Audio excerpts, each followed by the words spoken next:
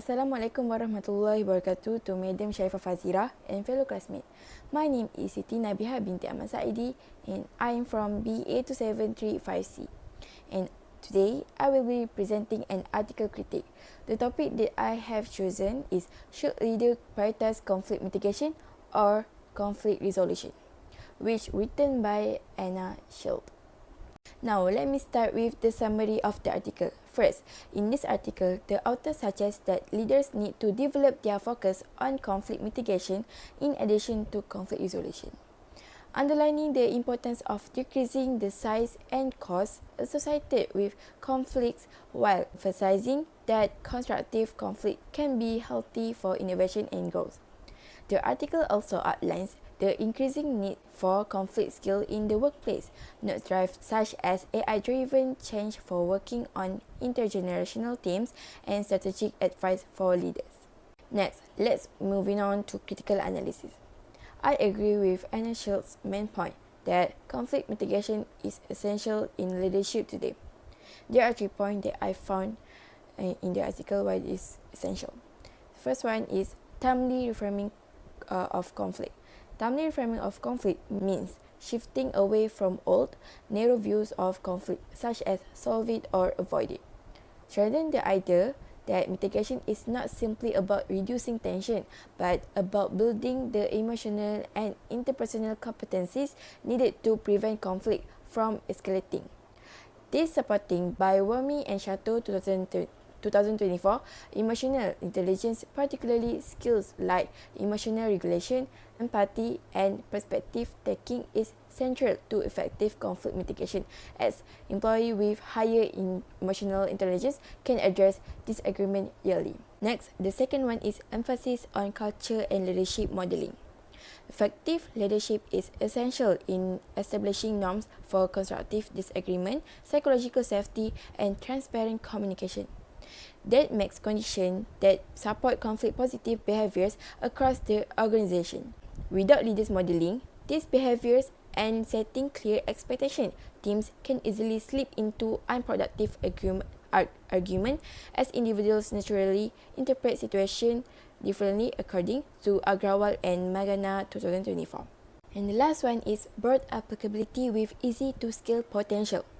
The article shows that resilience mediates the favorable relationship between authentic leadership and conflict management.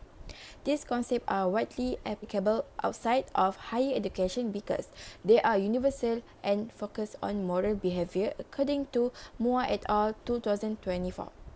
Because of this, the framework is simple to scale. It may be incorporated into workshops, informal conflict resolution techniques across a variety of organizational sizes, maintaining its essential advantages. So, we're moving on to the real situation at Hotel Cordoba in Spain, reporting by González Moschino 2024 that training emotional intelligence help leaders and teams manage conflict more effectively.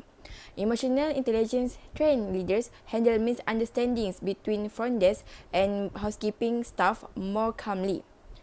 Supporting the articles by Wumi and Chateau 2025, findings that emotionally aware leadership strengthens relationships and reduces conflict at an early stage. So we're moving on to the recommendation. So the first one I suggest is treat conflict management as a strategic priority. Treating conflict management as a strategic priority is crucial because unmanaged conflict has a direct impact on job satisfaction, workplace harmony, and overall organizational performance. According to Wumi and Chateau 2025, highlights that effective conflict management reduces workplace stress and enhances employees' well-being. As employees working in environment with constructive dispute handling approaches tend to experience greater satisfaction and engagement. The second point is develop conflict mitigation skill at an early stage. Developing conflict mitigation skills early in leaders address small tension before they face into the harmful conflict described in the article, which link poor early management to reduce productivity and damage workforce relationship by Tamu Nodi Priye et al. 2022. Early mitigation align with the article's emphasis on monitoring organizational signals and meeting basic needs like fairness, identity, and participation to prevent deeper disputes, support effective leadership, and avoid the escalating risk of unmanaged conflict. And lastly is train emotional intelligence leader and teams. Training emotional intelligence in leaders and teams help with conflict mitigation because the article shows that emotional intelligence improves self-control, empathy, and communication, which makes people less reactive and better at calming tension before they escalate. When leaders understand emotions, both their own and others, they handle disagreement more calmly and guide teams towards solutions. Supporting the articles, finding that emotional intelligence is a key factor in creating smoother relationships and stronger organizational, which is by Wumi and Chateau 2025. To conclude, the article argues for a balanced, proactive approach that prioritizing conflict mitigation in addition to resolution to reduce harm and cost while recognizing constructive conflict can drive innovation and growth. It highlights rising demands for conflict skills, AI-driven change, and the need to embed a scalable portfolio of competencies across organizations. Support by policies like mediation to enable earlier, healthier dispute navigation. Leaders should cultivate emotional intelligence and treat conflict management as a strategic priority to boost well-being, collaboration, and performance.